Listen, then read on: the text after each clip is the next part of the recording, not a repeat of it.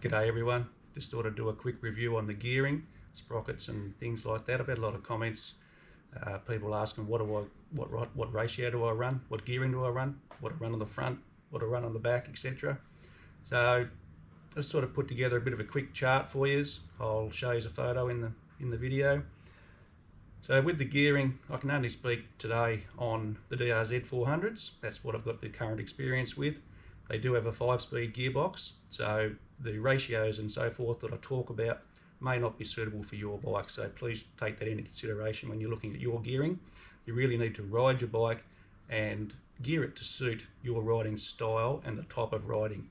When I say type of riding, you're doing single trail, you're doing enduro, or you're doing mostly black stuff, or a combination. You could be doing gravel roads, fire trails.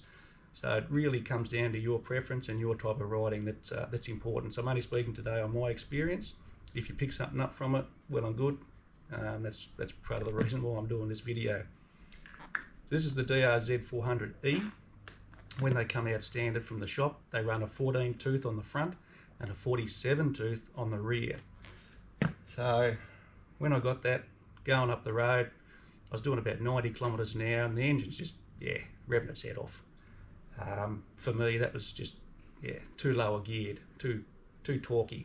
Out in the bush or in the sand, it was, awesome. Don't worry, it was really, really good, especially for the hill climbs, rocky hill climbs. Having that low gearing, it was really good. Plenty to play with up your sleeve. So, not long after, I changed it from 1447, which is the standard, and I went straight down to 1442 on the rear. Now you might think, oh gee, that's a big jump, and it did. It made a huge difference. So it then enabled me to do, 100 kilometers an hour. You could push it up to 105 on the road, on the black stuff.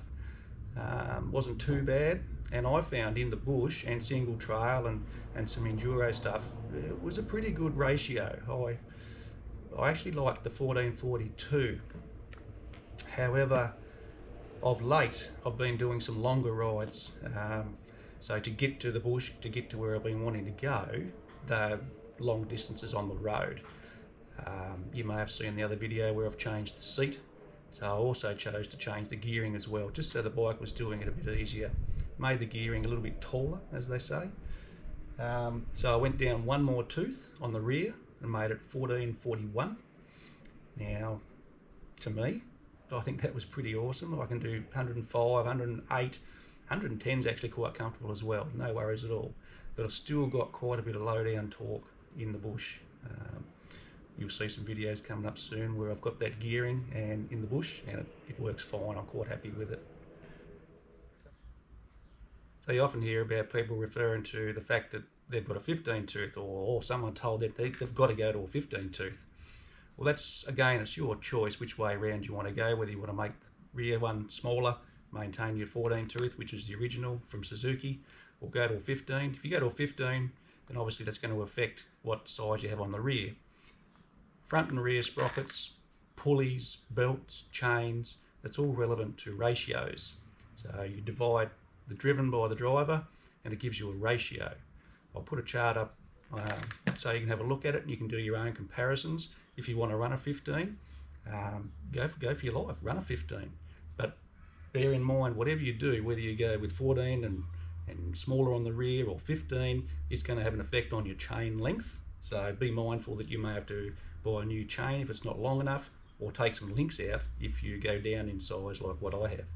So when I went from a 47 on the rear down to a 42, I actually had to take out 2 links of my chain. So just bear that in mind as well. With the comparison chart, you hear about 15 tooth on the front. From what I've done, I've now got a 1441. That's actually comparable, exactly the same ratio as a 1544. So you hear people say, oh, I've got a 1544, you've got to have this, you've got to have that. That's fine, but it's exactly the same as a 1441. So what I'll do is I'll put a chart up, what I recommend in my findings or my experience on what I would suggest for single trail, enduro, and even the road, the black stuff if you like, just to give you an idea. And then you can look at the charts and you can experiment. It's not a costly thing. A rear sprocket's only about $60, $55, $60, somewhere around there. Anyway, hope you find something in there helpful. If you do, put in the comments. If you've got any questions, let me know and I'll see if I can answer them for you.